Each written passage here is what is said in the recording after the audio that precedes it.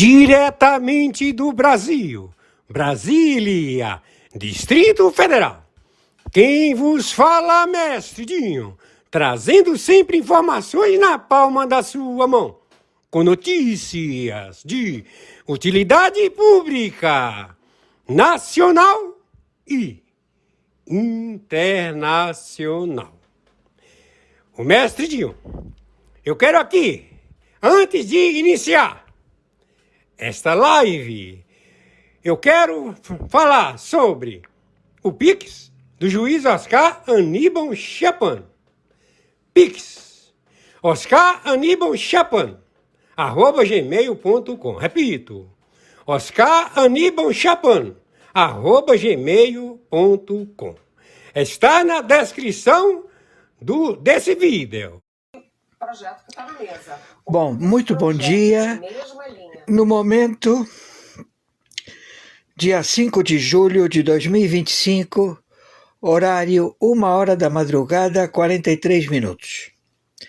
Dia 5 de julho de 2025, horário 1h da madrugada, 43 minutos. Quem está falando é o senhor Oscar Aníbal Chapano, árbitro internacional, arbitragem, justiça particular, justiça paga.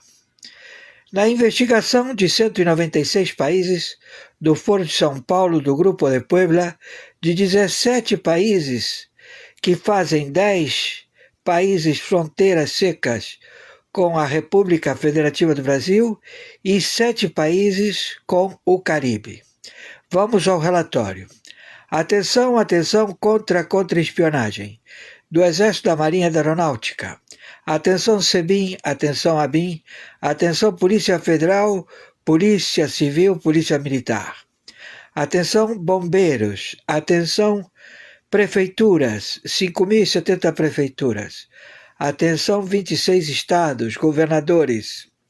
Atenção palácios legislativos de 26 estados. Atenção palácios de justiça de 26 estados. Atenção hierarquias de atendimento às determinações estabelecidas na Constituição da República Federativa do Brasil.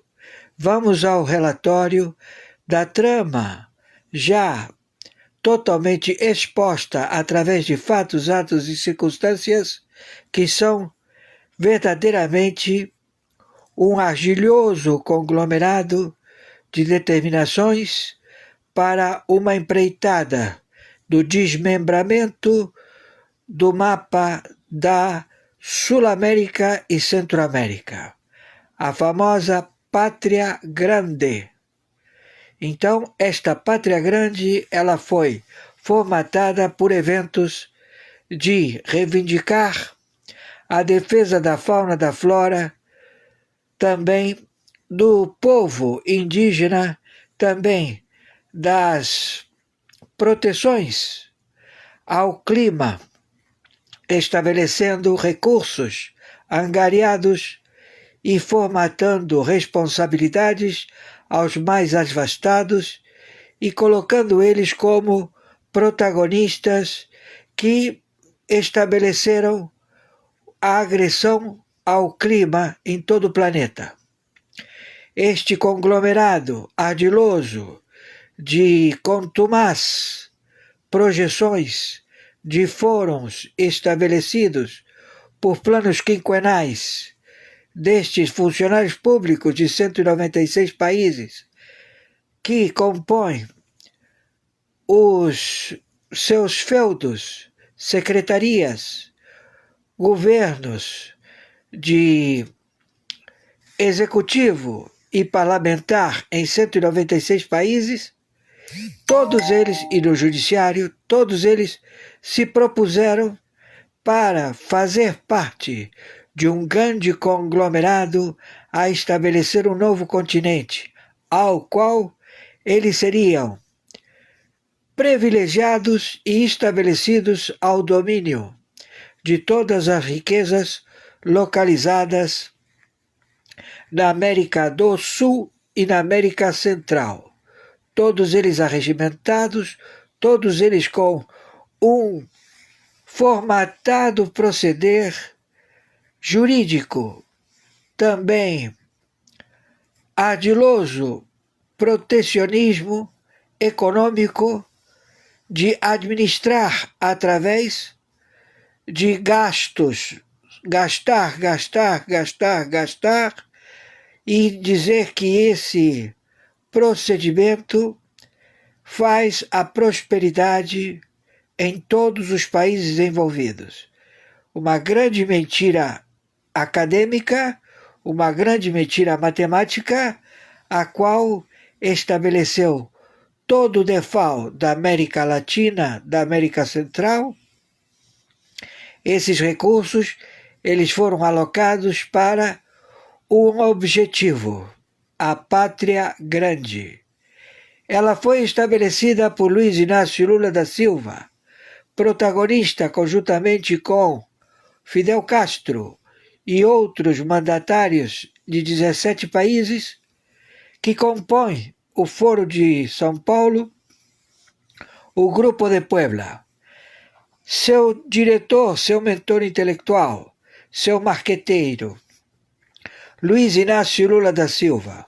Suas forças, as Farc, as posições dos narcotráficos do México, do Peru, do Equador, dos 17 países do narcotráfico, todos eles engajados para estabelecer os seus feudos nesta Pátria Grande, que ela começa na independência do dia 2 de julho de 2025, reivindicado por Luiz Inácio Lula da Silva, declarando independência do estado da Bahia e da região de estados do Nordeste, todos eles aplicados à defesa, conjuntamente com a Colômbia, com as Farc, conjuntamente com o México, conjuntamente com os 17 países,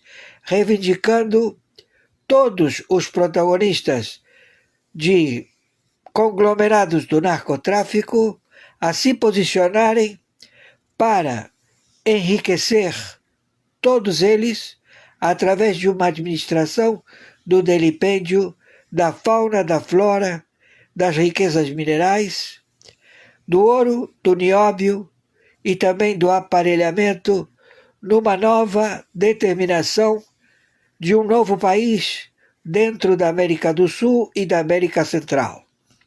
Tudo isto já identificado. Então estamos com as tropas do general George já posicionados e já delimitamos todo o território da Venezuela e estabelecemos a queda de todo o exército venezuelano. Nicolás Maduro se encontra no momento totalmente cercado. Ele está perdendo terreno e ele se encontra no seu bunker. Ele não quer se render e o general George, ele já estabeleceu todo o circuito e todas as tropas especiais dos Estados Unidos da América estão procedendo ao embate, estão trucidando com o exército venezuelano.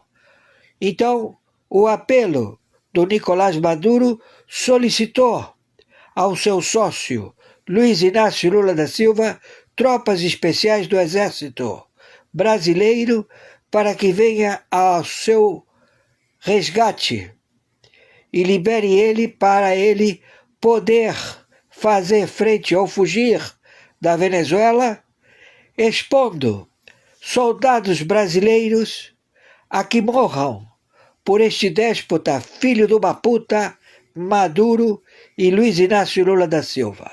Então, Luiz Inácio Lula da Silva, você já está para ser eliminado. Você é um terrorista, filho de uma puta, que tem bombas atômicas em maletas 007 e que você alega que vai estabelecer atos de terrorismo em toda a América, Europa, Oceania, também na África, e você está extorquindo, alegando que se eles não mandarem dinheiro, você vai explodir com todos eles.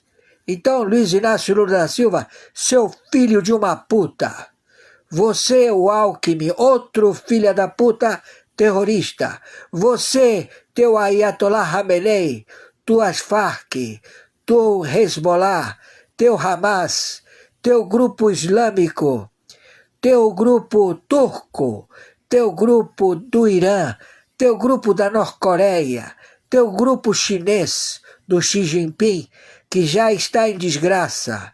Ele colocou a China em evidência e todos não querem arcar com o processo litigioso de ser uma nação hostil perante o planeta e ter como resposta herdar todo o prejuízo que você, Xi Jinping, ocasionou você e a tua etnia Han.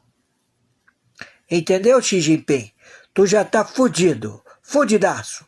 Não tem mais liderança. Então você, Putin, também tá fudido, não tem liderança. E vocês todos agora se encontram nesta sinuca de bico, a qual vocês não têm escapatória.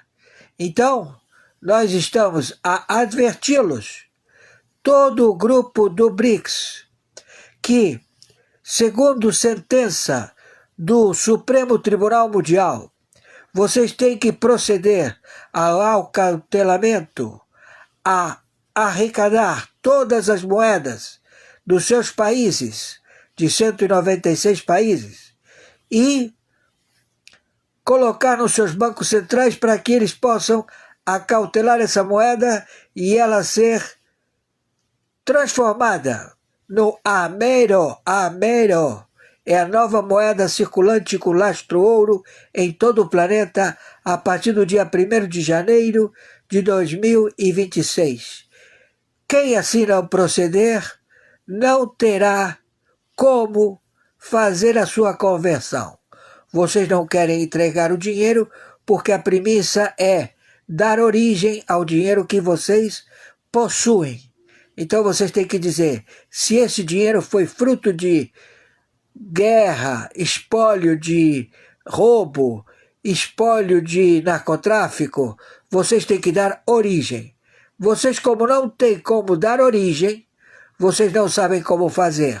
Então estão querendo estabelecer essa moeda que o Luiz Inácio Lula da Silva quer implantar e a qual está fadado já ao fracasso, além da sua carcaça enfrentar um pelotão de fuzilamento conjuntamente com todos os seus sócios, governadores, prefeitos, parlamentares, senadores, deputados, presidentes de partido político, todos que estão com esse senhor Luiz Inácio Lula da Silva, que se faz chamar Luiz Inácio Lula da Silva, que é uma máscara, conjuntamente com Obama, Biden, Clinton. Todos vocês foram alcançados e todos vocês deixarão de existir na administração da nova era, que passa a vigorar no dia 1º de janeiro de 2026. Então nós estamos cercamos o estado do Rio de Janeiro. Ele está totalmente cercado pelos submarinos atômicos dos Estados Unidos da América, também pelo porta-aviões dos Estados Unidos da América, também por suas fragatas. E estamos pedindo, exigindo abdicar este terrorista de seu CPF, porque ele está dentro da lei Magnificat e dentro da lei IAPA. E nós estamos procedendo porque eles usurparam. Eles quiseram se perpetuar nos seus cargos do Executivo, do Legislativo e do Judiciário, se apoderando e estabelecendo verdadeiros atos de medidas opressivas e imorais contra a Constituição, contra os bons costumes e contra todo o bom proceder. Então, nós já temos os nomes de todos vocês, os que se encontram em Portugal, eles já se encontram em prisão, não tem como sair de Portugal, estão todos presos, entenderam? Também a cúpula da ONU na Espanha, todo mundo preso, não tem para onde sair, e vocês não têm como averbar a Pátria Grande em Estocolmo, porque também lá está todo mundo preso na sede da ONU. Está interditada a ONU. Está interditado também a averbação do Vaticano, o Reino do Vaticano. Ele entende que o procedimento de querer estabelecer, através da independência do Estado da Bahia com os estados do Nordeste e fazer a etnia indígena proprietária da Pátria Grande para vocês estabelecerem governos, tropas de países dissidentes que se encontram em guerra atômica. Na Europa, a França, a Inglaterra, a Alemanha, todos os dissidentes que se encontram e são dissidentes da NATO, da OTAN e do Pentágono. Todos os que não estão alinhados ao bem proceder, eles estão em ato vil contrário à resolução, à sentença dada pelo Supremo Tribunal Mundial. Então, nós estamos procedendo com a prisão dos generais traidores à pátria da República Federativa do Brasil, que se propuseram a dar fuga a Maduro, a Luiz Inácio Lula da Silva, para o Nordeste e estabelecer recursos financeiros para eles se apoderarem das terras de petróleo, nióbio, ouro, todas as pedras preciosas e semipreciosas, terras raras, no território da República Federativa do Brasil, perdeu o valor pelo ato democrático, segundo eles, né?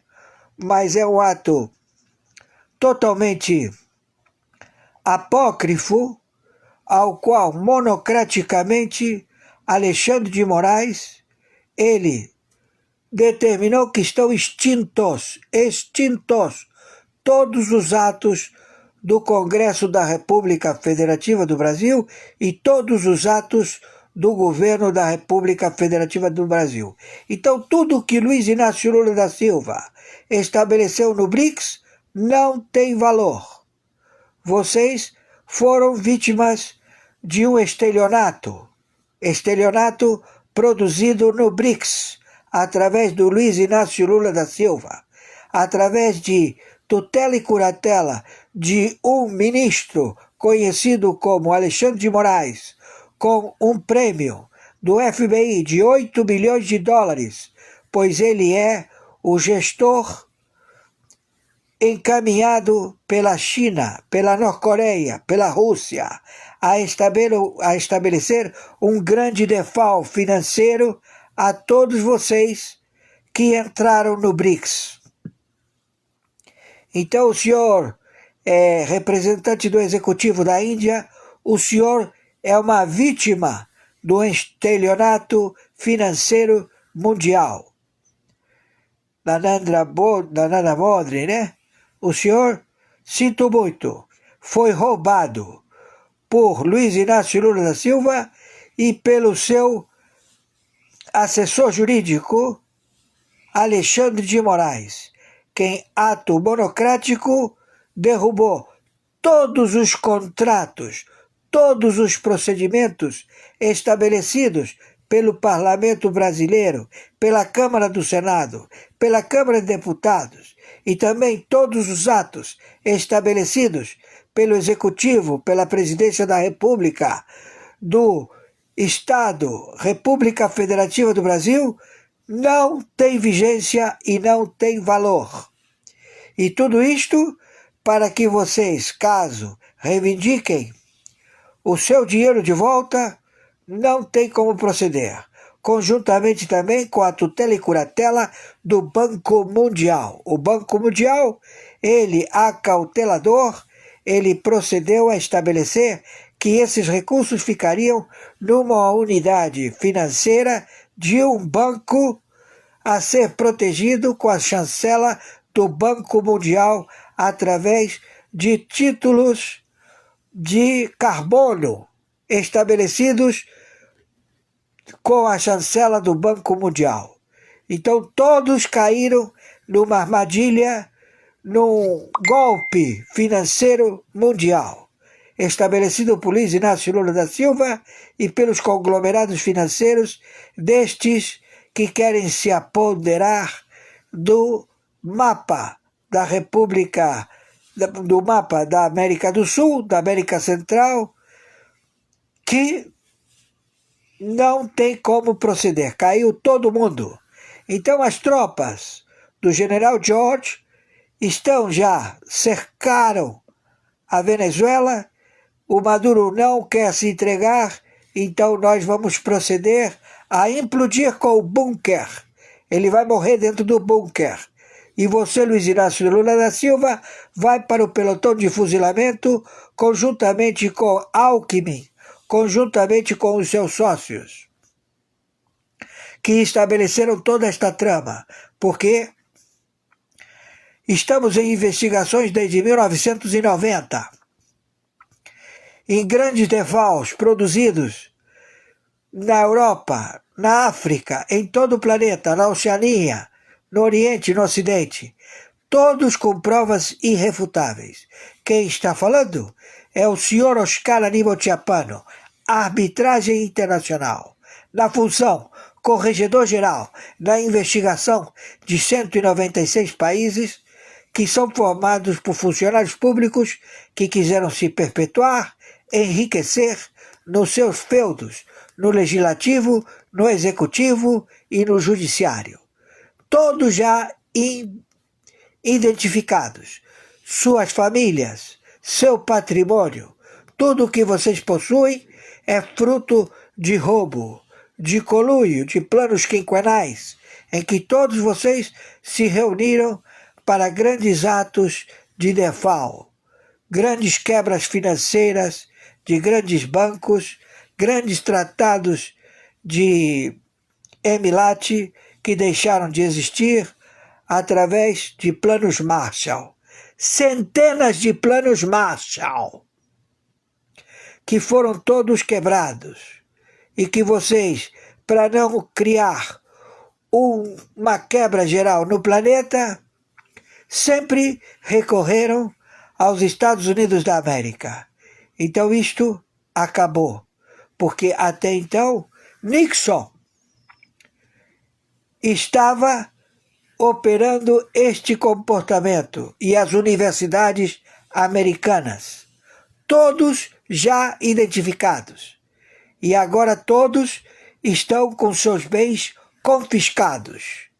Seus patrimônios deixarão de existir para eles sentirem o peso, a dor de vocês terem levado centenas de milhões de cidadãos humanos a óbito, à escravidão, ao sofrimento e à tortura. Então, conforme determinação, meu Pix de sobrevivência é meu nome e sobrenome, é meu e-mail, minha chave Pix. É meu e-mail, oscaranibalchiappano@gmail.com. E também meu Pix de sobrevivência é meu documento único, CPF, que é o único documento vigente em todo o território da República Federativa do Brasil. É o CPF, meu número, 510-466-447-34. E a plataforma do banco é o banco na internet Mercado Pago. Vocês podem fazer o Pix e mandar para o Banco Central, e o Banco Central vai mandar para a minha chave Pix, que é meu e-mail, meu CPF e meu telefone. 55, que é o código do Brasil, 21, que é Rio de Janeiro, e o telefone celular 997420789. Repito, 21 997420789. Entenderam? São minhas chaves Pix. É meu telefone, é meu e-mail e o meu CPF. E quem está falando aqui é o próprio, o senhor Oscar Aníbal Chapano, interventor pelo Tribunal Penal Internacional, pela segunda vez. Então, nós estamos procedendo conforme determinação a ser chancelada por todo o componente de guerra nuclear, NATO, OTAN, Pentágono, 123 países signatários do Tribunal Penal Internacional, a Quarta Frota e todos os que estão engajados na liberdade, na fraternidade e no procedimento do bem proceder, a bem da lei. Encontramos todos vocês que se serviram dos seus cargos públicos, que são terroristas narcotraficantes e que levaram a humanidade à loucura, à tortura e a sucumbirem. Então agora é a vez de vocês. Não tem anistia para vocês, porque vocês tiveram a oportunidade e não souberam aproveitar. Então agora a casa caiu e vocês vão responder pelos crimes de sequestro, assassinato, envenenamento da humanidade através das vacinas de veneno. Tudo isto elaborado por vocês para criar tumulto, para criar constrangimento mundial. Todo mundo enlouquecido, ninguém pensa, ninguém sabe enxergar o que está acontecendo. Mas serviço de inteligência, 60 agências de inteligência, com os seus exércitos, com todo o seu sistema de apuração, chegamos até vocês, seus filhos de uma puta. Entenderam? Que o Senhor Todo-Poderoso, Yahweh, que o Senhor Allahu Akbar, tenha misericórdia de vocês, porque só eles para ter misericórdia. Não nos cabe a nós. Vocês lavraram a sua sentença. Você plantou, você colhe. Entenderam? No momento, dia 5 de julho de 2025, horário 2 horas da madrugada, 10 minutos. Por favor, viralizem isto. Então, general, que você foi chamado a que você faça a libertar o Maduro da Venezuela, colocando soldados brasileiros a morrer por esse narcotraficante, conjuntamente com Luiz Inácio da Silva, também outro narcotraficante terrorista, que tem maletas 007 de bombas atômicas, estão todos vocês fadados ao extermínio. Estamos evocando a contra-espionagem do Exército, da Marinha e da Aeronáutica ao Supremo Tribunal Militar, que proceda imediatamente.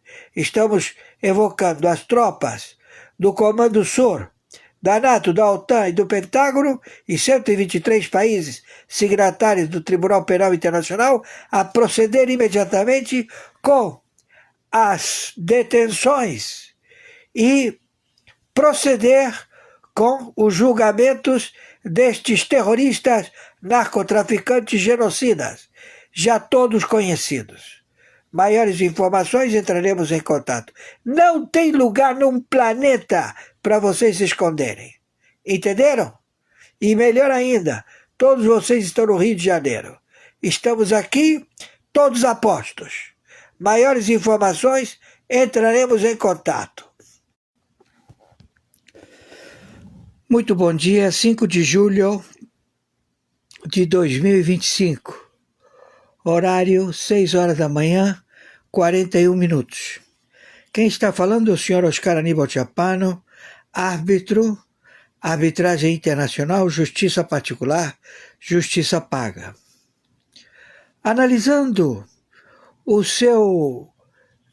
a sua exponência de bibliorragia na sede da Petrobras, o psicopata, terrorista, traficante de urânio enriquecido, que alega ter mala 007 com bombas atômicas, ele se refere que ele tem um pensamento e ele faz um alerta. Se vocês soubessem o que eu estou pensando, vocês não sabem o que eu estou pensando. Eu vou ser o presidente da República. Me resta 1 ano e meio.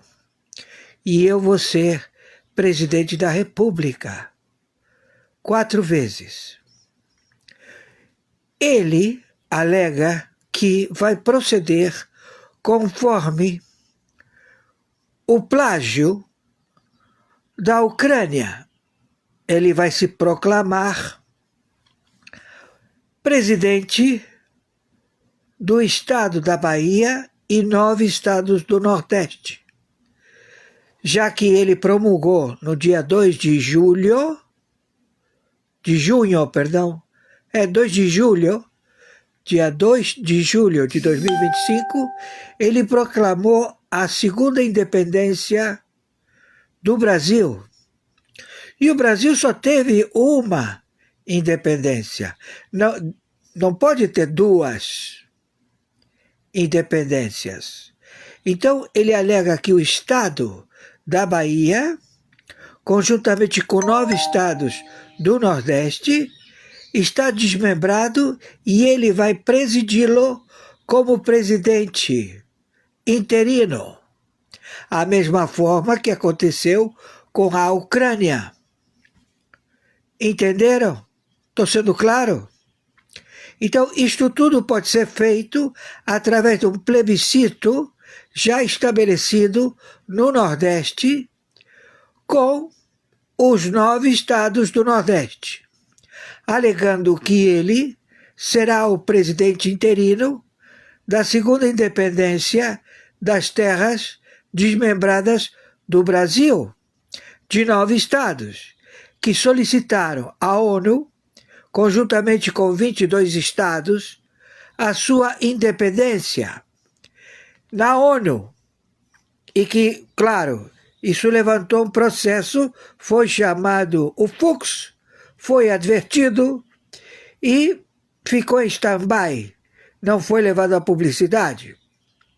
Mas agora eles alegam que eles formataram a segunda independência da Bahia e dos estados do Nordeste a tomar posse daquelas terras do Nordeste e estabelecer com a Venezuela, com o Peru, com o México e com 17 nações, 10 da fronteira seca com o Brasil e 7 com o Caribe, membros e estados independentes, formadores da independência, da segunda independência do Brasil. Então, isto é um fato. Ele está com a ONU, ele está com o Vaticano, ele está com a sede da ONU, que é inoperante nos Estados Unidos, e ela está operando em Estocolmo, com os seus parceiros dos BRICS e os seus sócios do DEFAL europeu e do DEFAL também do Oriente e do Ocidente e também da Oceania e da África. É um golpe que ele aprendeu muito com toda esta burocracia da Ucrânia, que até hoje está de perpétuo um presidente que não é presidente. É um ditador? Então, que o Putin está pedindo as terras que o Supremo Tribunal Mundial deu a ele a procedência de que ele tem a titularidade das terras da Ucrânia e que não pôde tomar posse porque existia milícias. Milícia de quem? Desse sujeito que se proclamou presidente e que perdeu já o mandato, não é mais presidente, mas ele virou ditador da Ucrânia. Então, da mesma forma, o Lula quer fazer, alegando que resta para ele 1 ano e meio. Então, os atos de todo o parlamento não existem mais. E os atos da presidência da República também não existem mais. Então, a GLO do estado do Rio de Janeiro também não existe mais. Por quê? Porque, ao suspenderem os atos, o Alexandre de Moraes alega que ele tem uma ferramenta de conciliação, ao qual ele fez uma minuta, alegando que vai, no dia 15, estabelecer uma conciliação do IOF. Mas ele determinou, não em minuta, que estão suspensos todos os atos do Senado e da Câmara de Deputados e da Presidência da República. Então, tudo que foi promulgado pelo Congresso, do Senado e da Câmara de Deputados não tem valor. Da mesma forma que o Supremo Tribunal Federal, da mesma forma que a Presidência da República. Porque ele deixou bem dividido. Estão suspensos todos os atos do Congresso.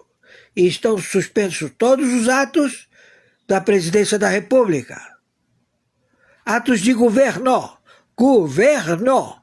Ele não falou IOF. Ele falou atos do Parlamento e atos da Presidência da República de governo.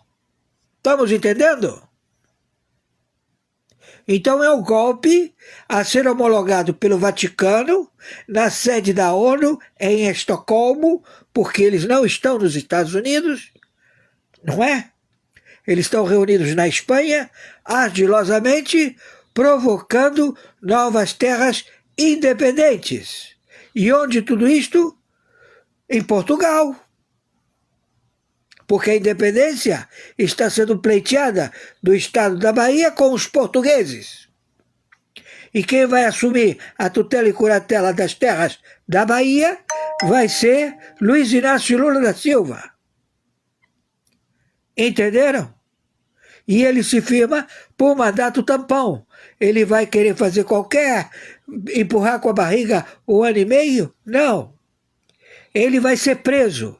Ele é terrorista, ele é traficante de urânio enriquecido e ele tem maletas 007 com bombas atômicas. Ele vai ser abatido, preso onde for encontrado.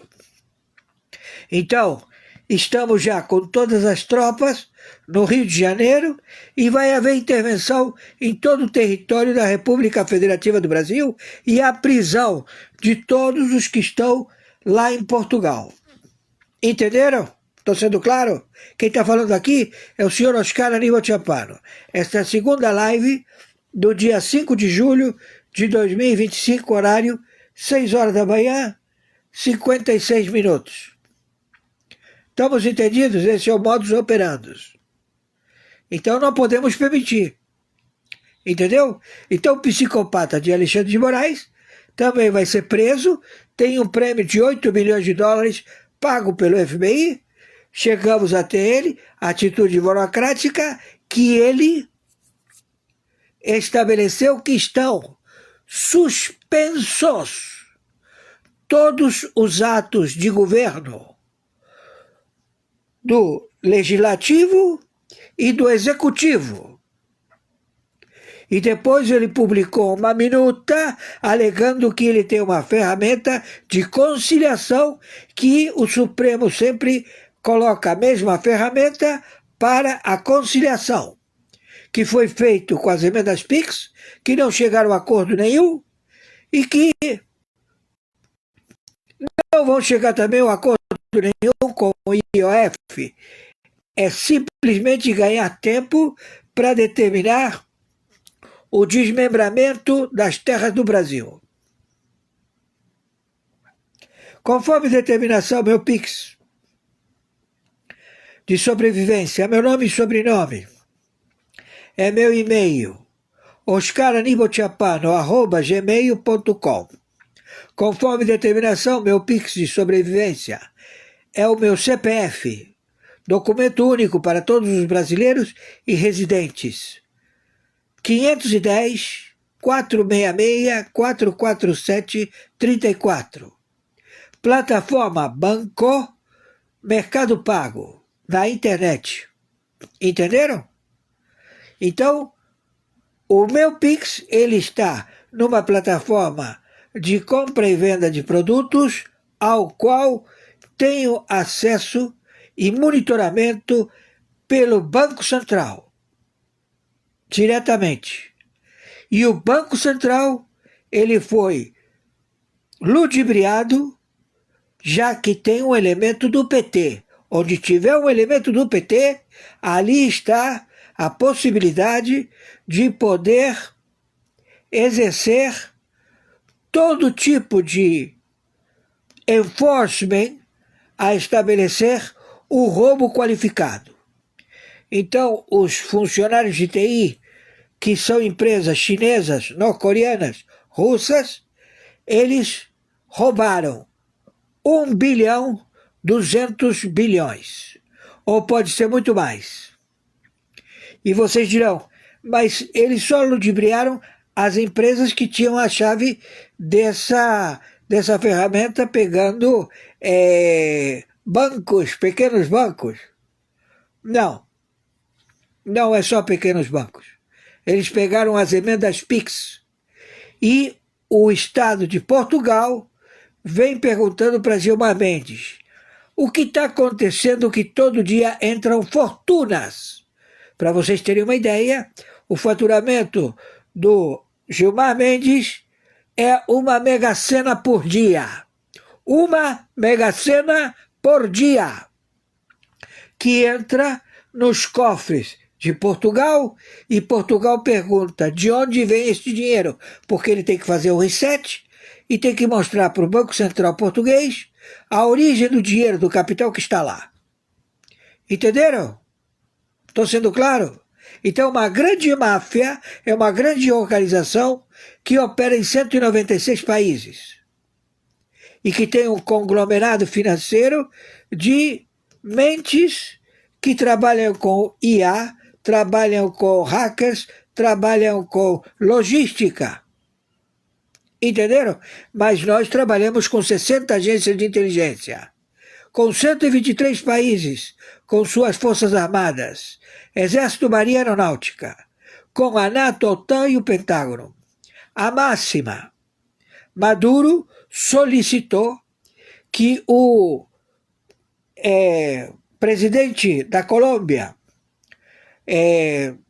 terrorista das Farc, sócio do Luiz Inácio Lula da Silva, onde eles dois em Liechtenstein, eles têm as contas das Farc, e a conta do dinheiro do Lula se encontram em Liechtenstein.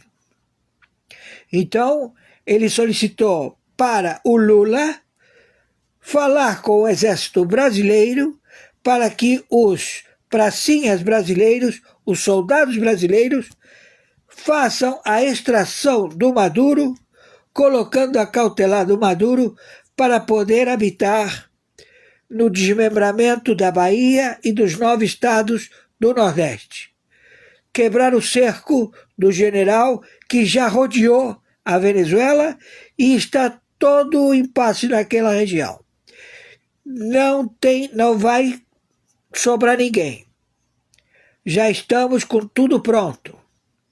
Então agora nós estamos no embate. Ele já se estabeleceu, o Luiz Inácio Lula da Silva, alegando que ele vai sim produzir uma moeda paralela ao dólar, ao amero, Ele diz que ele não vai querer que outra moeda, tem que existir a moeda que ele está inventando.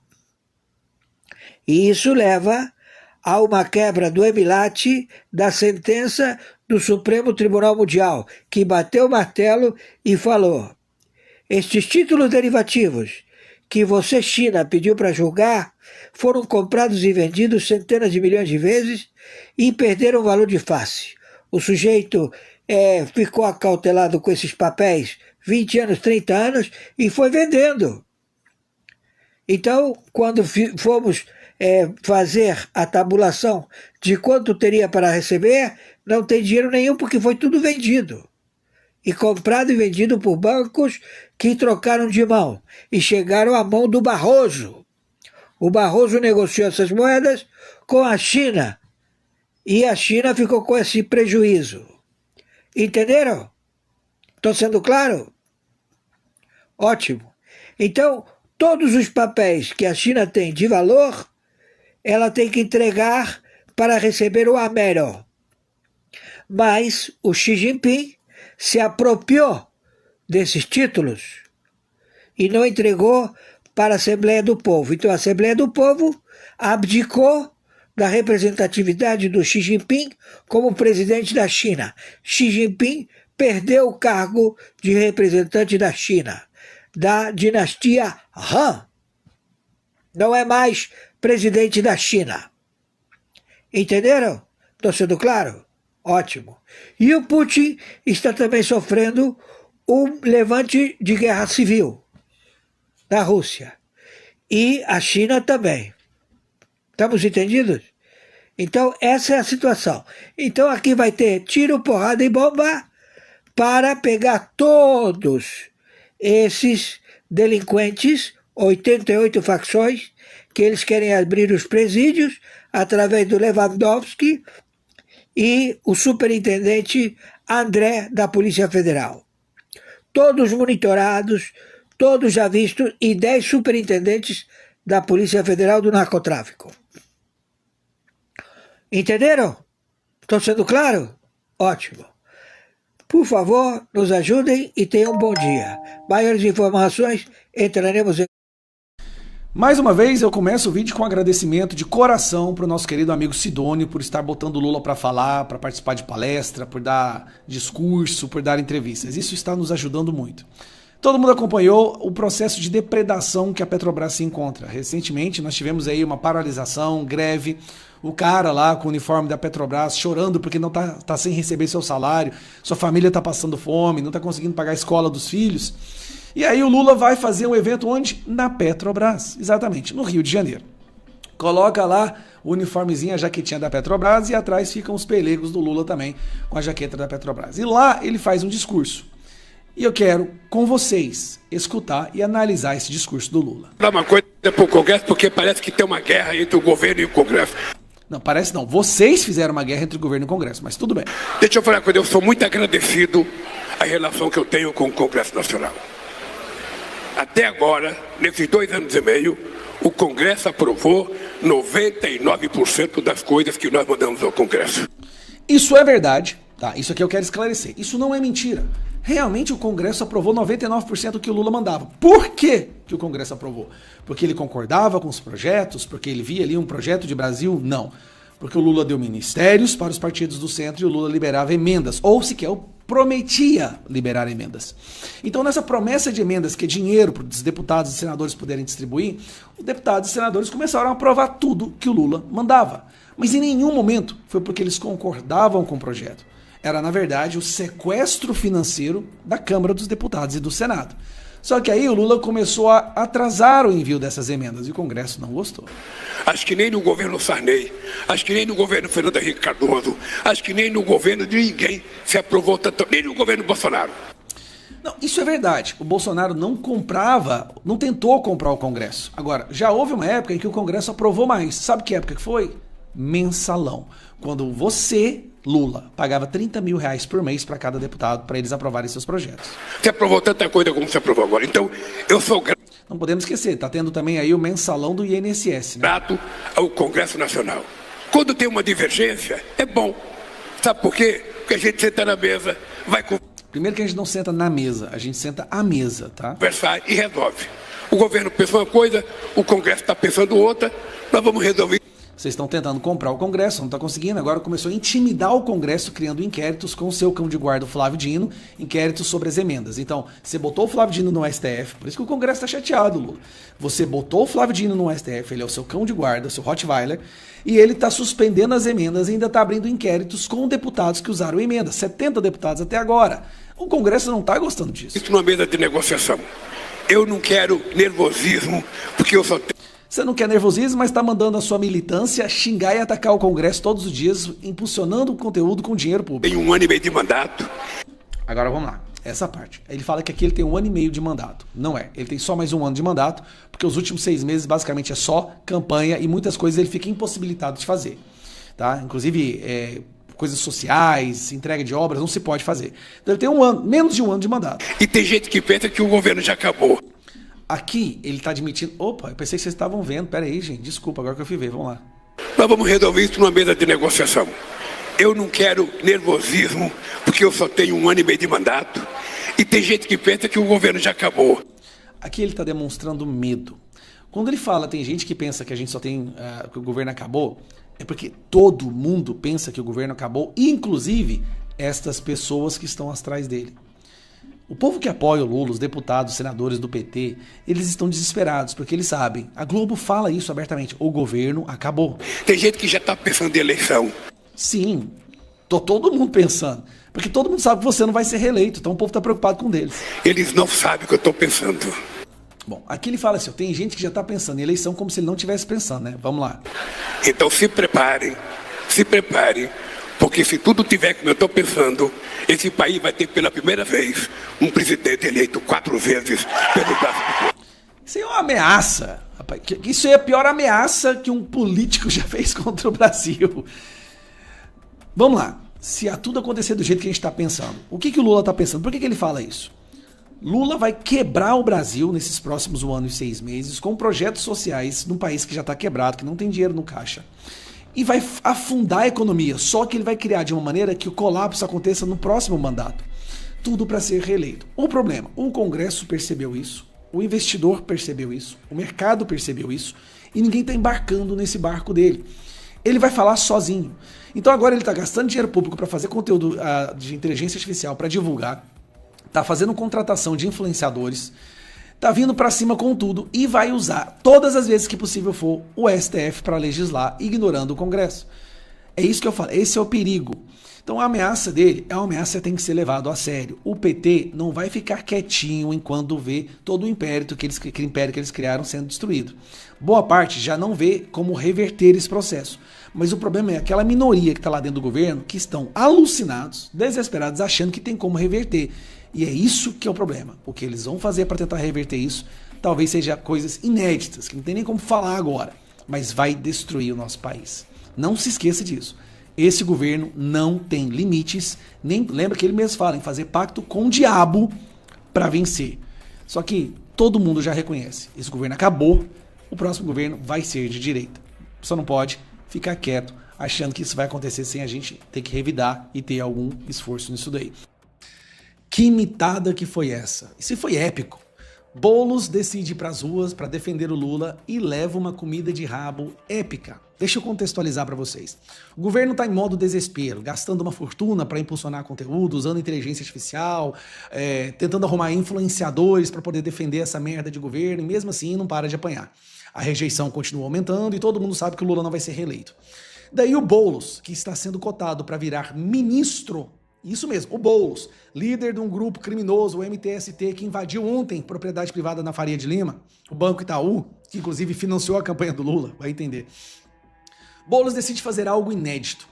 Ele pega o microfone, sobe numa banqueta, lá no meio da rua, no meio da calçada, lá em São Paulo, para fazer uma espécie de comício sozinho, para defender o Lula. Só que ele tenta fazer do modelo debate, onde tem um microfone para ele e um microfone para quem quiser falar. Então ficou aberto.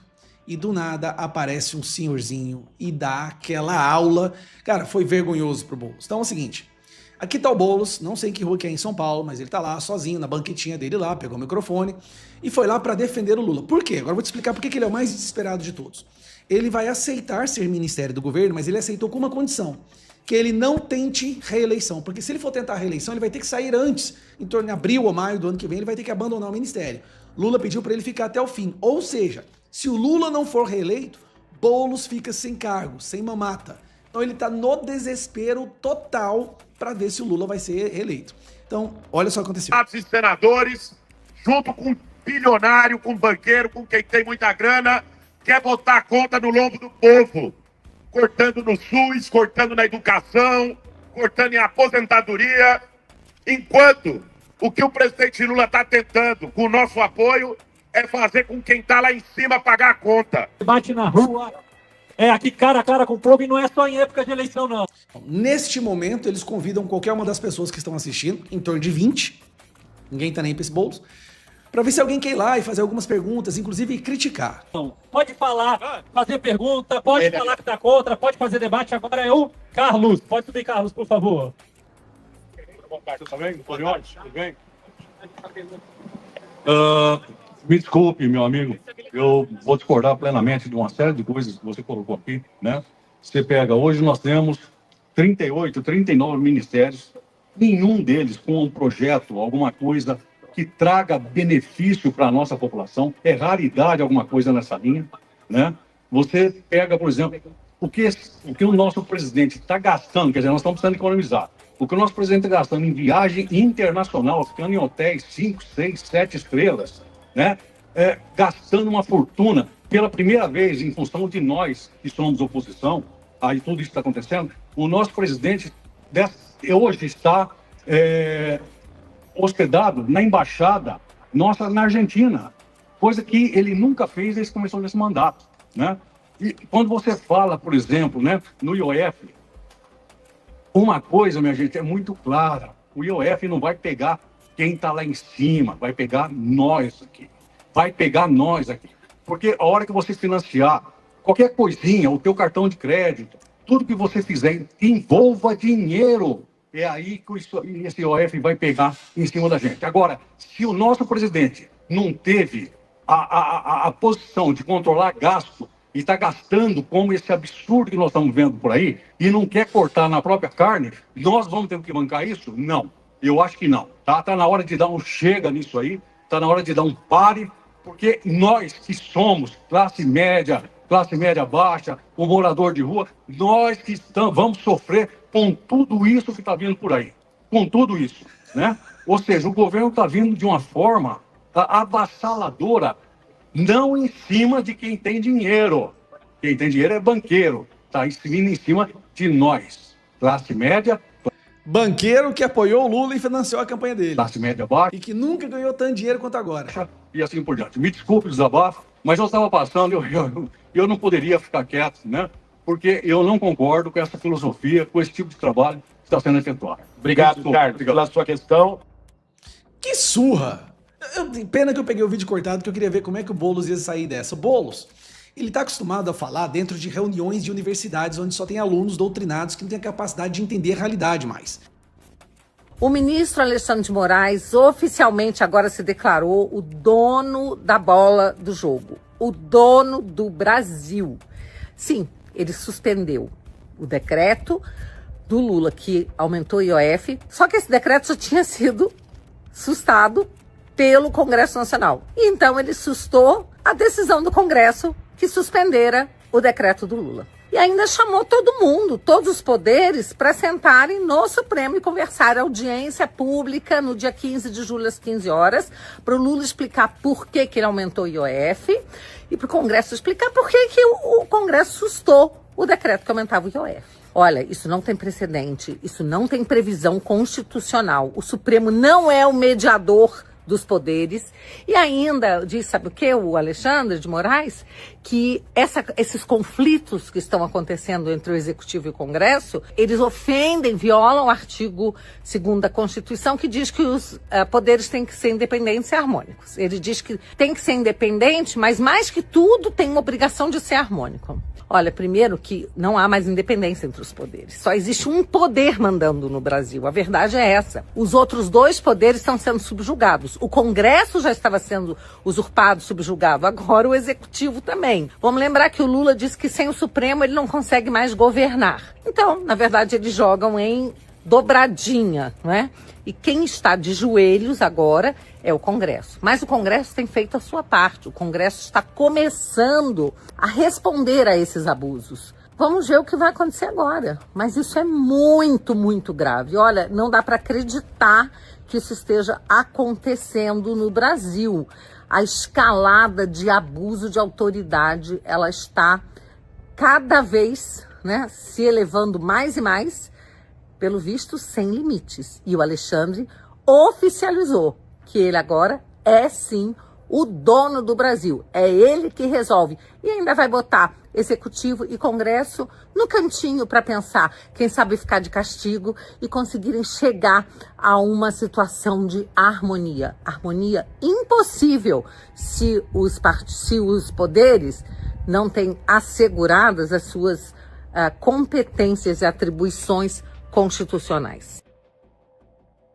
Inclusive sem nenhum combate dentro do Brasil, né, Coronel? Porque se o Brasil estivesse na luta para combater essas facções mencionadas, não nas suas siglas, mas por extenso, como o primeiro comando da capital, comando vermelho, como o senhor mencionou, por Javier Milei, se o Brasil tivesse dado até aqui pelo menos uma pista de que, de fato, estivesse combatendo, mas não está. A gente vê, na verdade, o crescimento destes, né? Como nós sabemos aqui agora, fomos informados recentemente no Brasil, da aquisição por parte de uma dessas facções de usinas de açúcar e álcool.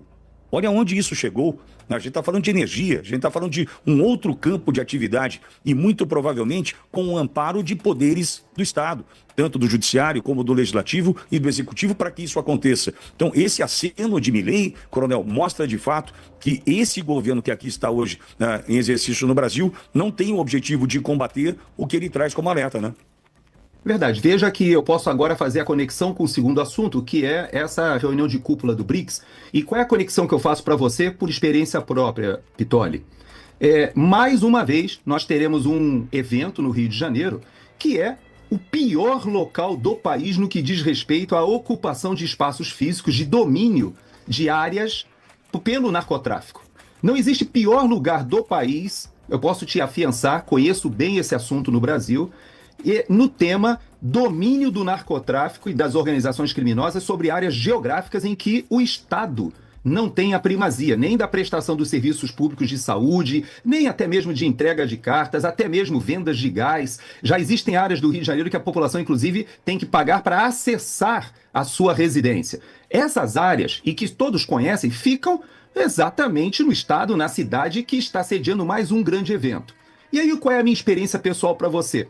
Alguns amigos essa semana me falaram assim: Gerson, olha, tá uma beleza o Rio de Janeiro, Forças Armadas na Zona Sul, militares por todas as partes, estamos nos sentindo seguros agora para receber os dignitários do BRICS. Pois é, eu já vivi essa experiência. Você sabe que eu estava à frente da seção de operações do Comando Militar do Leste, quando nós devolvemos o Morro do Alemão para a Polícia Militar. Depois da ocupação do Alemão, daquele complexo, houve aquele evento até meio televisivo, né, em que os bandidos abandonam ali o complexo, as Forças Armadas entram, tiram as barricadas e utilizamos a mesma doutrina do Haiti naquela região durante um período, e eu posso te dizer, a presença constante das Forças Armadas ali coibiu, de fato, permitiu, inclusive, projetos como teleférico, outras coisas que a comunidade se beneficiou por causa da segurança. Bom, nós devolvemos e hoje, Pitoli, a situação no Complexo do Alemão é pior ainda. Haja vista, como você já colocou, o próprio presidente da República coloca o bonezinho do CPX, sobe,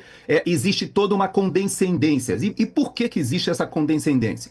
Porque, na verdade, Pitoli, a história da Cristina Kirchner e do Lula é a mesma do Gustavo Petro, que é a mesma do Rafael Correa no Equador, que é a mesma de presidentes, inclusive no Peru, não somente na Bolívia de Evo Morales, na Venezuela de Hugo Chávez e depois agora de Maduro, nas quais cada um desses países teve o financiamento das Farc e do narcotráfico para campanhas políticas. Então esse assunto nós tratamos semana passada, e inclusive eu quero agradecer a nossa audiência, porque embora a nossa live aqui está realmente em shadow ban, ou seja, está sendo de certa maneira tolhida, eu vi que a nossa conversa sobre a questão do Hugo Carvajal semana passada teve mais de 200 mil visualizações no YouTube. Então significa que pelo menos a audiência ela está ligada nos assuntos, e os cortes que vocês fazem é uma maneira da gente poder entender o que é tratado na programação. Então tá de parabéns a audiência e vocês. Agora, é importante a gente saber que o Hugo Carvajal, nessa situação em que agora provavelmente o julgamento será em outubro e tudo leva a crer que foram feitos acordos, ele vai trazer aquela informação que todos nós já sabemos, né, Pitoli? O crime organizado, ele financia os políticos brasileiros de seu interesse. E no caso do PT, nós temos comprovações naquele livro da Elisa Robinson, que foi feito justamente ouvindo o Eulpode Hugo Carvajal lá na Espanha. Ele mostra, ele tem provas, ele sabe que o crime organizado na América Latina, o narcotráfico, financiou as campanhas não somente na Argentina, quanto no Brasil. Então os dois países ali, e também, né, a Herédia, que está lá no Peru, também recebeu dinheiro do outro esquema, que é o esquema da Odebrecht, que é o esquema do BNDES, que foi a outra face dessa estrutura financeira montada para o domínio político na América Latina. Então, tudo isso já se sabe, o Lula ele foi descondenado, mas as provas nunca foram retiradas, pelo contrário, todos sabemos que as pessoas confessaram, devolveram dinheiro, falaram da propina, falaram como aconteceu cada um desses fatos. Então, existe essa conexão, e eu digo para você que essa cúpula do BRICS, Pitoli, de certa maneira, ela está muito esvaziada, não somente por causa da ação, obviamente, o protagonismo dos Estados Unidos. É o próximo assunto que eu vou pedir para a gente falar, é sobre essa questão da aprovação da lei, da principal lei que o Trump vinha gestando, vinha lutando, e ele conseguiu essa semana. Há um reflexo no mundo inteiro desse protagonismo político do Donald Trump, é verdade. E vários países, você veja, o Vietnã também está ali arrolado como países que querem ingressar no BRICS, mas fechou um acordo fenomenal com os Estados Unidos anteontem. Então, você vê, a Índia é o único país de importância que me parece que confirmou que o primeiro-ministro estará na reunião do BRICS, até porque parece que ele vai emendar com uma visita oficial, uma visita de chefe de Estado. Então, pelo menos salvou um pouquinho essa reunião do BRICS, porque não estará o Xi Jinping, não estará, obviamente, o presidente da Rússia, né? Porque o Putin, ele tem o problema da questão do mandado de prisão que vigora, e o Brasil é signatário lá do Tribunal Penal Internacional. Então, é possível que o Putin ainda dê essa desculpa, mas o Xi Jinping, sabe que o Trump anunciou essa semana que ele irá à China.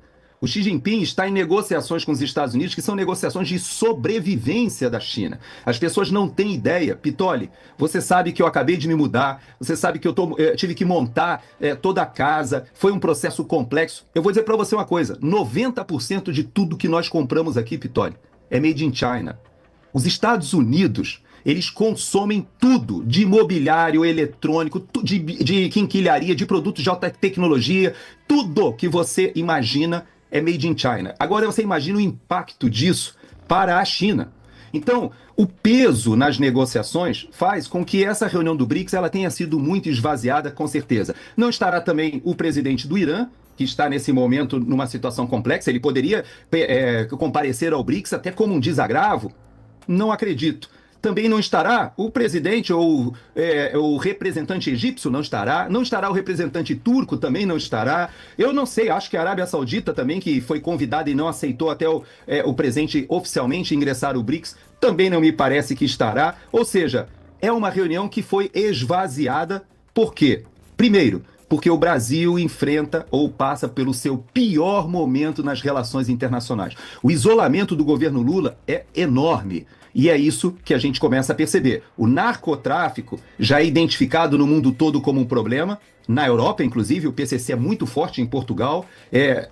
Essa reunião do Gilmar Palusa acontecendo em Portugal nos deixa extremamente decepcionados, é verdade. Mas também nos deixa decepcionados o fato de que o PCC hoje é uma organização transnacional e o governo brasileiro sequer quer enfrentar o problema de maneira correta. Você imagina que o Milei disse que houve uma reunião entre os ministros, né, de Justiça e Segurança Pública da região. Você imagina o Lewandowski nessa reunião, Pitoli? O que ele deve ter aportado de contribuição para aquilo que o Milei disse que seria muito importante acontecer entre os países do Mercosul?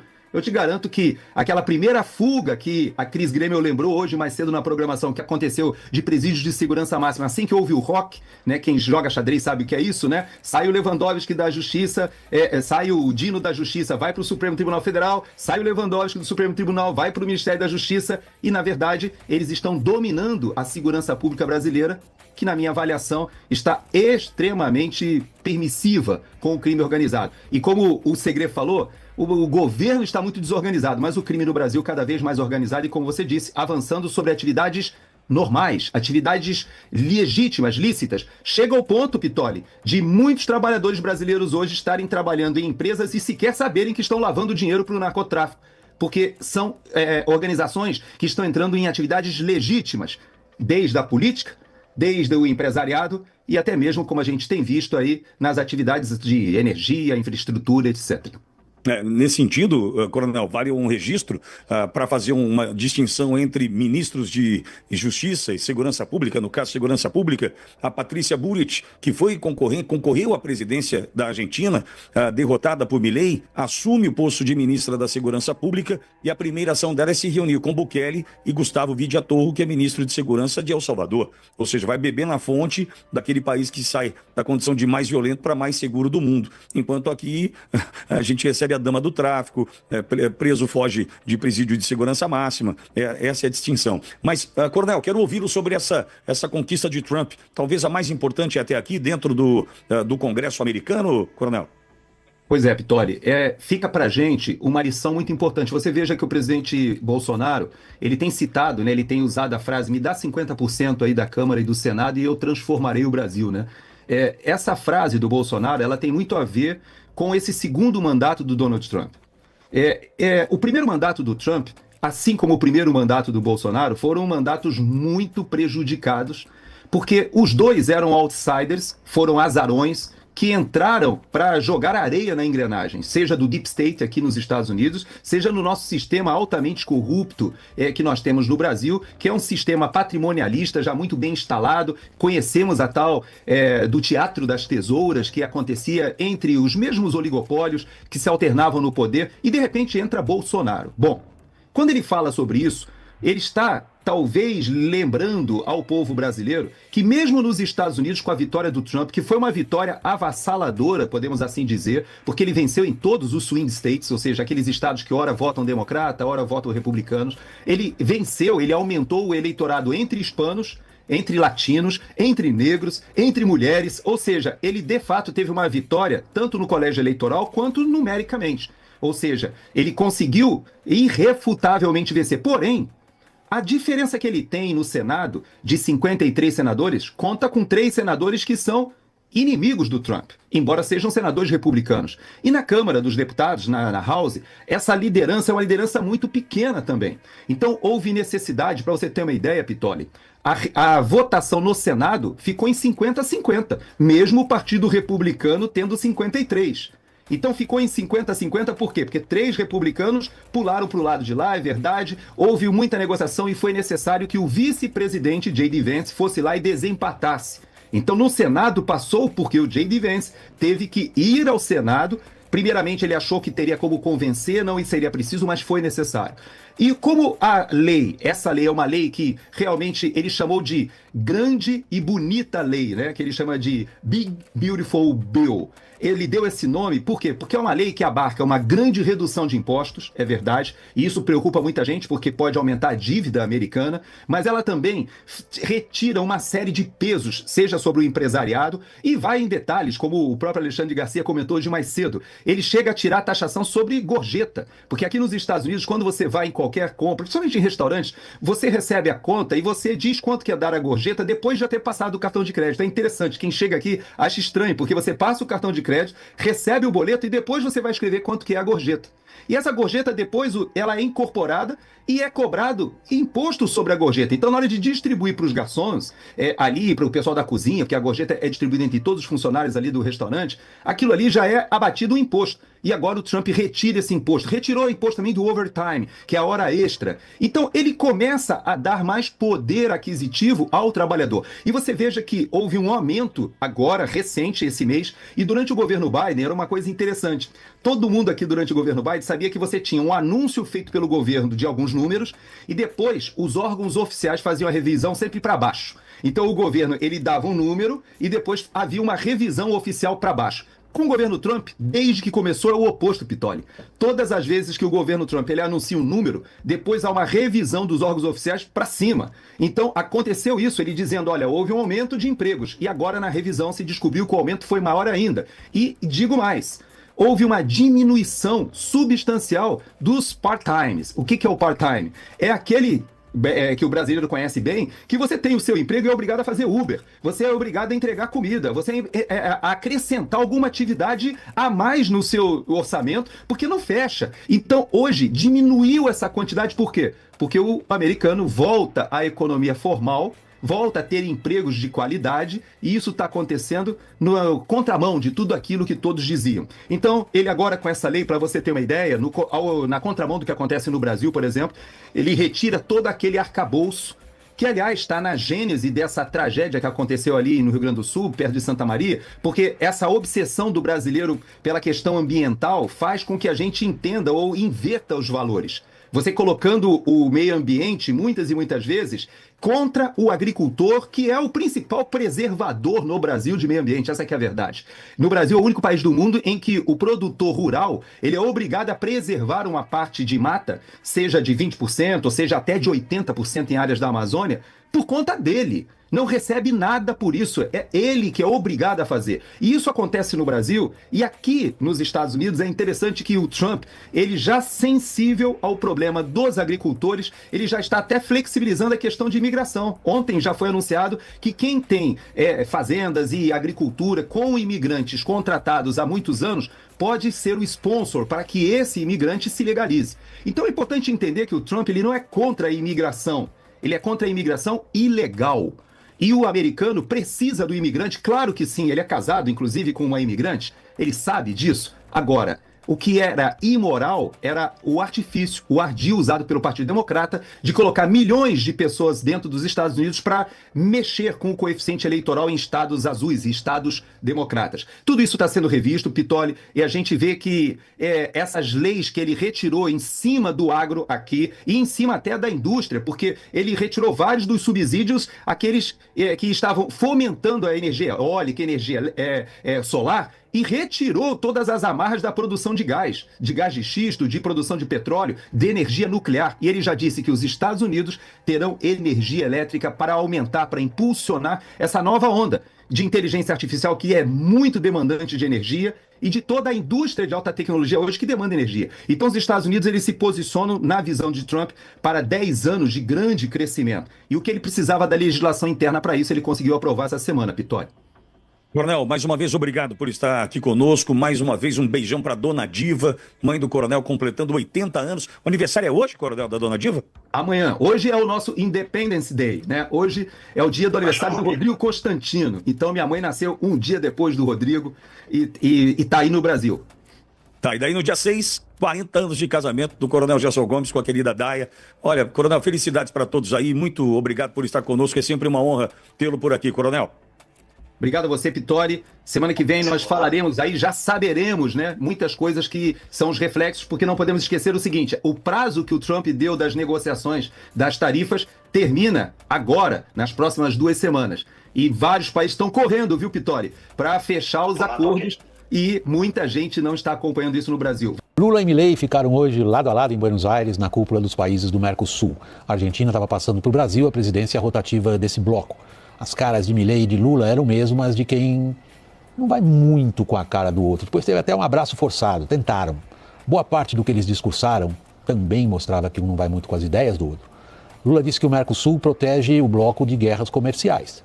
Milei chamou essa proteção de cortina de ferro, composta por barreiras que impediram os países do bloco de se integrar melhor ao comércio global. Lula prometeu trabalhar com várias agências que pertencem ao Mercosul. Agências que Milei chamou de burocracia, que na verdade priva o Mercosul de oportunidades. Lula falou em utilizar as próprias moedas dos países para trocas. Milei nem se referiu a isso, preferindo descer a lenha na Venezuela. Mas houve um ponto de concordância entre os mandatários desses dois principais países do bloco: crime organizado. Tal a gravidade da questão. Milei chegou a pronunciar até os nomes de facções criminosas brasileiras que já se expandiram pelo subcontinente. E Lula ressaltou a cooperação policial na Tríplice Fronteira como um dos caminhos a serem seguidos. O presidente brasileiro olhou sempre para baixo, leu um texto escrito e esquivou-se de qualquer frase, digamos, de claro conteúdo político. Milei, não. Disse que diplomacia acaba sendo o jeito de não dizer nada, mas queria falar sim o que ele pensa. A Argentina vai para o caminho da liberdade, afirmou Milei, se for o caso, sem o Mercosul. Não se pode dizer que não foi claro esse recado. Com relação à visita do presidente da Indonésia, ele está realizando uma visita de Estado no dia 9 de julho, a convite do presidente Lula. Eu queria saber como que será tratado o assunto da Juliana Marins, que você até prestou condolências e falou que será tema de conversa entre os dois presidentes, esse assunto? Então, em relação à reunião em si, e se o tema vai ser abordado, certamente as autoridades da Indonésia agiram rapidamente, mobilizaram equipes de resgate a pedido nosso, a pedido do embaixador Jorge Prata, que acompanhou, foi enviada uma equipe consular diretamente, o próprio adido de defesa da embaixada também foi, e, enfim, os detalhes o senhor já sabe. Então, se o tema for levantado na reunião, não tem elementos para saber qual será a conversa, naturalmente, mas certamente um agradecimento ao governo indonésio pelo grande empenho em relação a acionar sua equipe, as agências nacionais que prestaram apoio. Foi, naturalmente, eu reitero as palavras do embaixador, prestamos a nossa solidariedade à família pelo que aconteceu e seguimos prestando todo o apoio possível, claro, em relação ao caso, e espero que futuros casos dessa natureza não aconteçam, claro, mas estamos sempre à disposição para prestar todo o apoio possível aos brasileiros no exterior, em todos os casos. Eu só gostaria de acrescentar um pequeno detalhe, que eu fiquei impressionada com a preocupação do embaixador da Indonésia de vir aqui também à Ásia e expressar a preocupação e grande preocupação e nos manter informados sobre cada etapa dos procedimentos para dar assistência e tentar recuperar, depois que soube que ela estava falecida, o corpo da jovem brasileira. Inclusive, ele disse que as 7 pessoas que desceram para resgatar o corpo, que fizeram isso em circunstâncias de extrema... era um abismo, era de extrema dificuldade, que colocaram em risco as próprias vidas. Eram 7 pessoas que tinham famílias também. Então foi todo um empenho, não só de caráter humano, de tentar recuperar o corpo, mas também de manter, de não tornar essa tragédia um empecilho para relações bilaterais que estão transcorrendo de uma maneira tão boa. E eles foram impecáveis em termos de mostrar que estavam fazendo o máximo possível dentro das circunstâncias gerais para ajudar a solucionar e ajudar a família. Lula chorou em telefone com o pai de brasileira morta na Indonésia.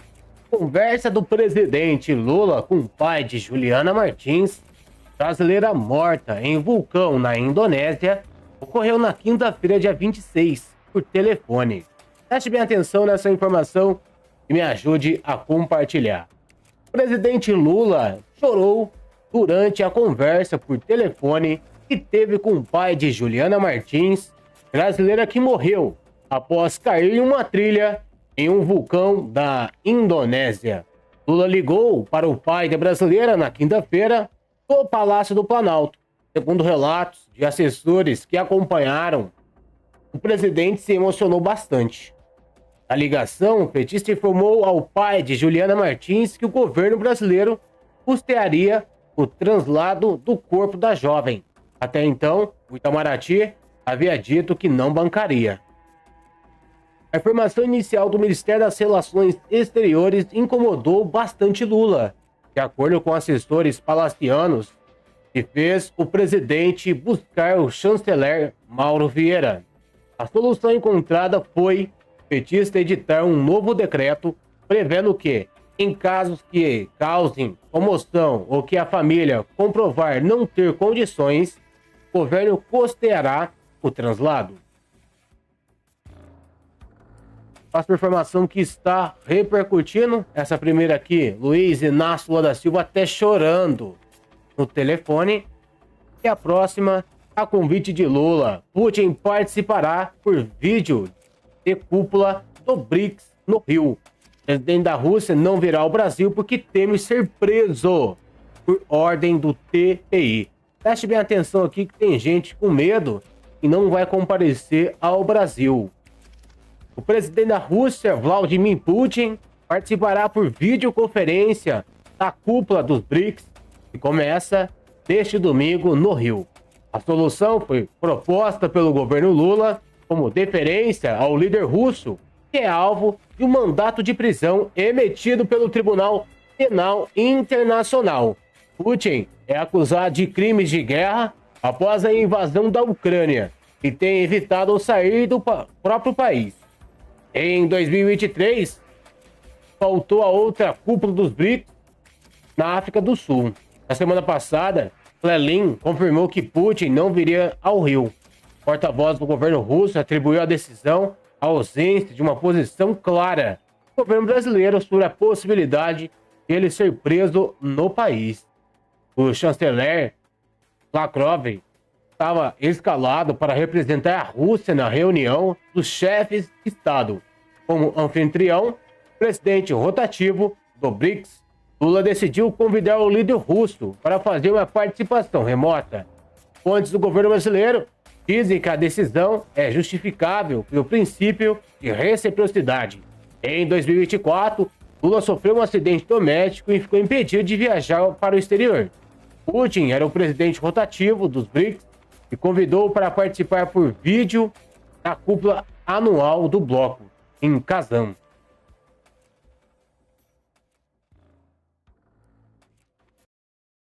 A Venezuela está à beira de um abismo sem volta. O comandante do exército dos Estados Unidos intensificou sua presença militar de forma avassaladora, cercando a Venezuela com tropas de elite e bloqueando todas as rotas de fuga com uma armada naval impenetrável. Em um ato de desespero patético, ao invés de se render e enfrentar as consequências de seus atos, Maduro implorou ao Brasil, pedindo que nossos soldados fossem sacrificados em uma missão suicida para resgatá-lo. Ele quer que os militares brasileiros enfrentem a maior potência militar do planeta em uma tentativa desesperada de romper o cerco imposto pelo exército norte-americano, liderado pelo implacável general Randy George. Maduro, em sua loucura, teve a audácia de solicitar uma reunião com os comandantes das Forças Armadas do Brasil, intermediado através do ex-guerrilheiro das Farc e atual presidente da Colômbia, implorando para que nossos militares fossem enviados para morrer em defesa de Nicolás Maduro e de seu regime socialista sanguinário. O general Randy George deixou claro que o tempo para a diplomacia acabou. Maduro já ultrapassou todos os limites, manipulando os tribunais venezuelanos e usando as forças policiais para caçar e eliminar seus opositores. O sangue de muitos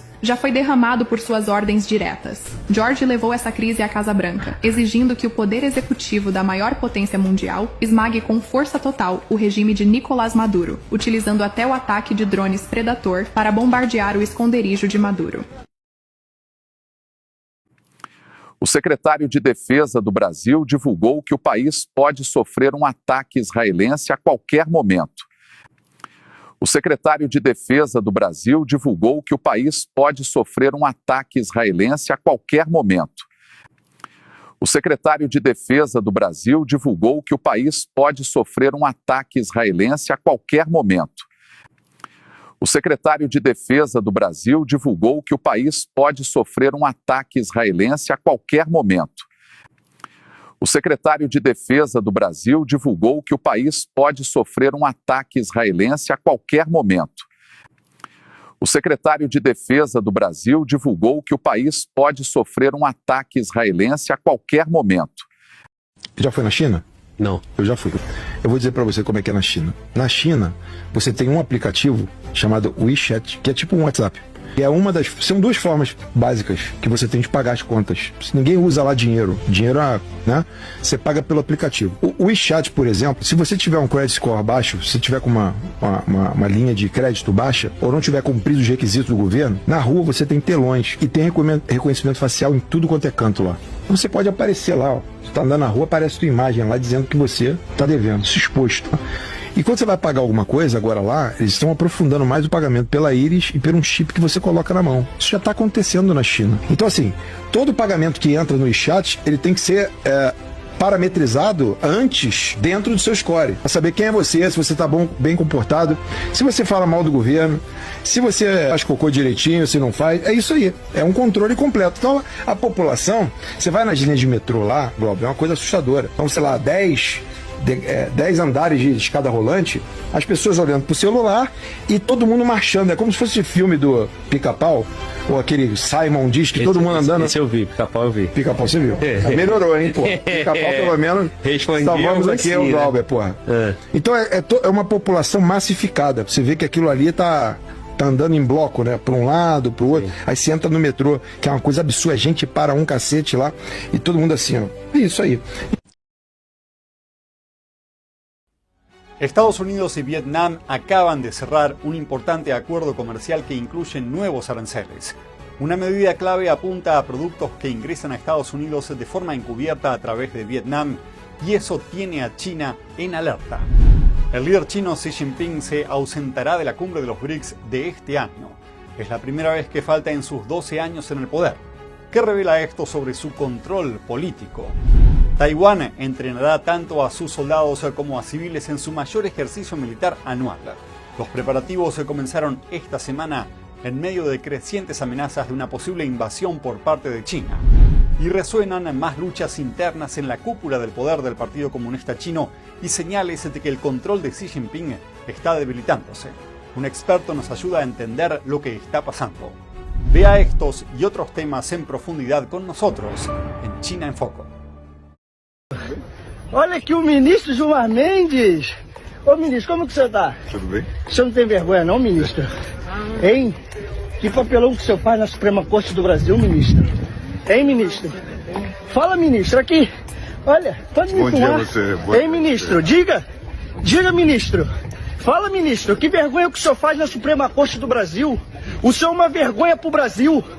O senhor é uma vergonha pro Brasil. Por que o senhor não volta pro Brasil? E o senhor prende aqueles corruptos lá? Hein, ministro? Bom dia. O senhor não diga nada? Hein, ministro? Bom dia. Se fosse no Brasil, o senhor já teria me prendido, não fosse? Se fosse no Brasil? Um grande abraço a você. Hein? Diga, ministro, pode me filmar? Hein, ministro? O senhor não fala nada, ministro? Diga, ministro. Diga. Bom dia a você. Ah, ok, tá bem. Tchau, ministro, olha. Olha aqui o ministro Gilmar Mendes. Ô, ministro, como que você tá? Tudo bem? O senhor não tem vergonha não, ministro? Hein? Que papelão que o senhor faz na Suprema Corte do Brasil, ministro? Hein, ministro? Fala, ministro, aqui. Olha, pode me filmar. Bom dia a você. Hein, ministro? Diga, ministro. Fala, ministro, que vergonha que o senhor faz na Suprema Corte do Brasil? O senhor é uma vergonha pro Brasil. O senhor é uma vergonha pro Brasil. Por que o senhor não volta pro Brasil? E o senhor prende aqueles corruptos lá? Hein, ministro? Bom dia. O senhor não diga nada? Hein, ministro? Bom dia. Se fosse no Brasil, o senhor já teria me prendido, não fosse? Se fosse no Brasil? Um grande abraço a você. Hein? Diga, ministro, pode me filmar? Hein, ministro? O senhor não fala nada, ministro? Diga, ministro. Diga. Bom dia a você. Ah, ok, tá bem. Tchau, ministro, olha. Olha aqui o ministro Gilmar Mendes. Ô, ministro, como que você tá? Tudo bem? O senhor não tem vergonha não, ministro? Hein? Que papelão que o senhor faz na Suprema Corte do Brasil, ministro? Hein, ministro? Fala, ministro, aqui. Olha, pode me filmar. Bom dia a você. Hein, ministro? Diga, ministro. Fala, ministro, que vergonha que o senhor faz na Suprema Corte do Brasil? O senhor é uma vergonha pro Brasil. O senhor é uma vergonha pro Brasil. Por que o senhor não volta pro Brasil? E o senhor prende aqueles corruptos lá? Hein, ministro? Bom dia. O senhor não diga nada? Hein, ministro? Bom dia. Se fosse no Brasil, o senhor já teria me prendido, não fosse? Se fosse no Brasil? Um grande abraço a você. Hein? Diga, ministro, pode me filmar? Hein, ministro? O O senhor não fala nada, ministro? Diga, ministro. Diga. Bom dia a você. Ah, ok, tá bem. Tchau, ministro, olha. Olha aqui o ministro Gilmar Mendes. Ô, ministro, como que o senhor tá? Tudo bem? O senhor não tem vergonha não, ministro? Hein? Que papelão que o senhor faz na Suprema Corte do Brasil, ministro? Hein, ministro? Fala, ministro, aqui. Olha, pode me Bom dia filmar. a você. Hein, ministro? Diga. Diga, ministro. Fala, ministro. Que vergonha que o senhor faz na Suprema Corte do Brasil? O senhor é uma vergonha pro Brasil. O senhor é uma vergonha pro Brasil. Por que o senhor não volta pro Brasil? E o senhor prende aqueles corruptos que o senhor? Hein, ministro? Bom dia. O senhor não diga nada? Hein, ministro? Bom dia. Se fosse no Brasil, o senhor já teria me prendido, não fosse? Se fosse no Brasil? Grande abraço a você. Hein? Diga, ministro, pode me filmar? Hein, ministro? O senhor não fala nada, ministro? Diga, ministro. Diga. Bom dia a você. Ah, ok, tá bem. Tchau, ministro, olha. Treta Suprema em Lisboa. Mendonça detona Moraes durante festinha do Gilmar. Durante o famoso rolezinho jurídico Gilmar Palusa, evento top de linha organizado pelo ministro Gilmar Mendes em Lisboa, o clima esquentou mais que pastel em óleo fervendo. O ministro André Mendonça, o terrivelmente evangélico, resolveu soltar os cachorros, com classe, e mandou umas indiretas mais afiadas que faca de açougue pro colega Alexandre de Moraes. Sem perder a compostura, mas com a língua mais afiada que o gume da justiça, Mendonça criticou o jeitinho inquisitório de Moraes conduzir os processos. Disse que o STF tá mais distante do povo que parente rico no Natal, e que a imagem da corte tá tão arranhada quanto CD velho jogado no porta-luvas. A galera presente, ministros, juristas e advogados engomadinhos, aplaudiu com vontade, tipo torcida em final de campeonato.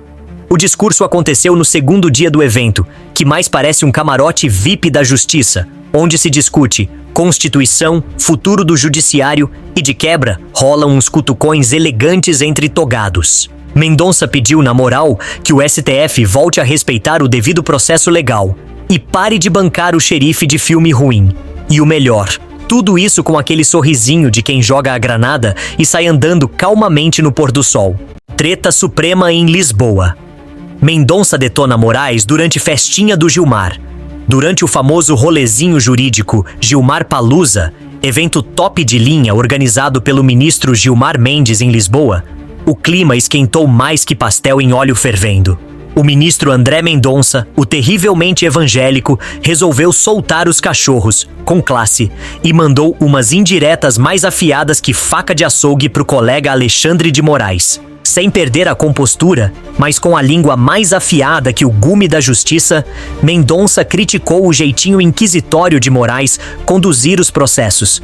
Disse que o STF tá mais distante do povo que parente rico no Natal, e que a imagem da corte tá tão arranhada quanto CD velho jogado no porta-luvas. A galera presente, ministros, juristas e advogados engomadinhos, aplaudiu com vontade, tipo torcida em final de campeonato. O discurso aconteceu no segundo dia do evento, que mais parece um camarote VIP da Justiça, onde se discute Constituição, futuro do Judiciário e, de quebra, rolam uns cutucões elegantes entre togados. Mendonça pediu, na moral, que o STF volte a respeitar o devido processo legal e pare de bancar o xerife de filme ruim. E o melhor, tudo isso com aquele sorrisinho de quem joga a granada e sai andando calmamente no pôr do sol. Cada vez hay menos dudas de la derrota de Xi Jinping dentro de las altas esferas del Partido Comunista Chino. La nueva noticia que se suma a todos los otros indicios de los que estuvimos hablando es que por primera vez desde 2013 Xi no asistirá a la cumbre del BRICS, y para esto tampoco dieron ninguna explicación. En su lugar irá el primer ministro del país, pero eso no es todo. A la par de esta noticia, los medios estatales chinos reprodujeron tributos misteriosos a uno de sus principales opositores políticos. ¿Casualidad? Estas cosas en China son muy controladas y nada pasa porque sí. Un general estadounidense asegura que ya hubo un cambio de poder en China, sobre todo porque en medio de un silencio oficial, Beijing acaba de crear un nuevo grupo todopoderoso que supervisará todos los asuntos del Estado. Expertos dicen que quiere desplazar a Xi Jinping sin que parezca un golpe, para asegurar la subsistencia del régimen comunista. Nos preguntamos qué sigue a continuación. ¿Estamos viendo realmente el fin del hombre más poderoso de China o incluso lo que podría ser el principio del fin del PSC? ¿Qué piensan ustedes? Déjenme un comentario. Mi nombre es Julián Bertone y esto es China en Foco. Cada vez hay menos dudas de la derrota de Xi Jinping dentro de las altas esferas del Partido Comunista Chino. La nueva noticia que se suma a todos los otros indicios de los que estuvimos hablando es que por primera vez desde 2013 Xi no asistirá a la cumbre del BRICS y para esto tampoco dieron ninguna explicación. En su lugar irá el primer ministro del país, pero eso no es todo. A la par de esta noticia, los medios estatales chinos reprodujeron tributos misteriosos a uno de sus principales opositores políticos. ¿Casualidad? Estas cosas en China son muy controladas y nada pasa porque sí. Un general estadounidense asegura que ya hubo un cambio de poder en China, sobre todo porque en medio de un silencio oficial, Beijing acaba de crear un nuevo grupo todopoderoso que supervisará todos los asuntos del Estado. Expertos dicen que quiere desplazar a Xi Jinping sin que parezca un golpe, para asegurar la subsistencia del régimen comunista. Nos preguntamos qué sigue a continuación. ¿Estamos viendo realmente el fin del hombre más poderoso de China o incluso lo que podría ser el principio del fin del PSC? ¿Qué piensan ustedes? Déjenme un comentario. Mi nombre es Julián Bertone y esto es China en Foco. Você acha que o caos político no Brasil é mera desorganização? E se eu te dissesse que tudo isso é parte de um plano? O Brasil vive uma confusão institucional sem fim. Leis mudam de sentido, decisões são revertidas, e sempre que a esquerda perde, aparece algum agente dos poderes burocráticos ou órgão salvando a sua causa. Parece desordem, mas é estratégia. O PT tem um objetivo claro: lupa em proletarizar o povo brasileiro. Mas o que é isso? Transformar o Brasil em uma massa desorganizada, marginalizada e sem poder de reação. Ao invés de um povo trabalhador e politizado, uma população manipulável, sem estrutura e sem voz. Como? Empobrecendo a população, destruindo seus símbolos, valores e religião. Afinal, sem identidade, pobre e socialmente desarticulado, o povo é facilmente dominado. Isso não é acidental.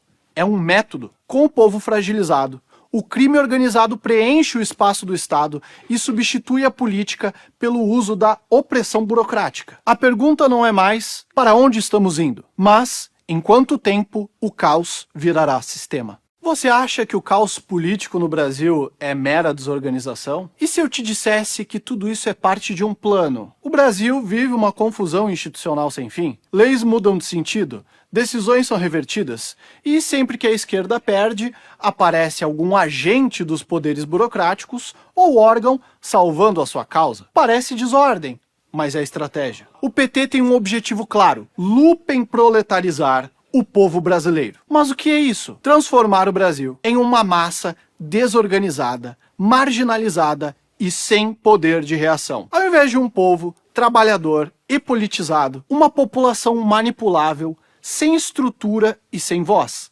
Como? Empobrecendo a população, destruindo seus símbolos, valores e religião. Afinal, sem identidade, pobre e socialmente desarticulado, o povo é facilmente dominado. Isso não é acidental.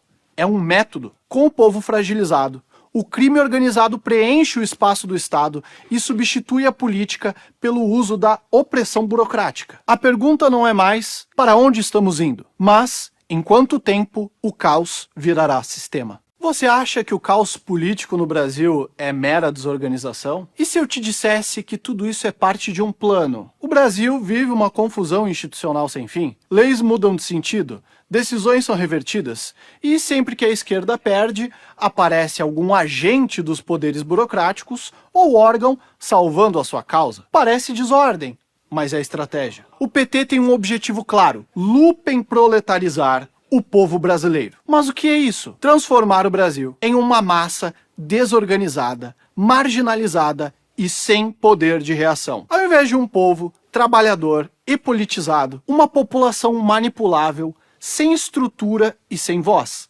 Como? Empobrecendo a população, destruindo seus símbolos, valores e religião. Afinal, sem identidade, pobre e socialmente desarticulado, o povo é facilmente dominado. Isso não é acidental, é um método. Com o povo fragilizado, o crime organizado preenche o espaço do Estado e substitui a política pelo uso da opressão burocrática. A pergunta não é mais para onde estamos indo, mas em quanto tempo o caos virará sistema. Diretamente do Brasil, quem vos fala, mestre Dinho, trazendo sempre informações na palma da sua mão. E o meu convite especial, por gentileza, entra na descrição desse vídeo. Urgente! Clicar nos links abaixo. É uma surpresa e você pode ganhar muito dinheiro. Repito! Urgente! Clicar nos links abaixo. É uma surpresa e você pode ganhar muito dinheiro!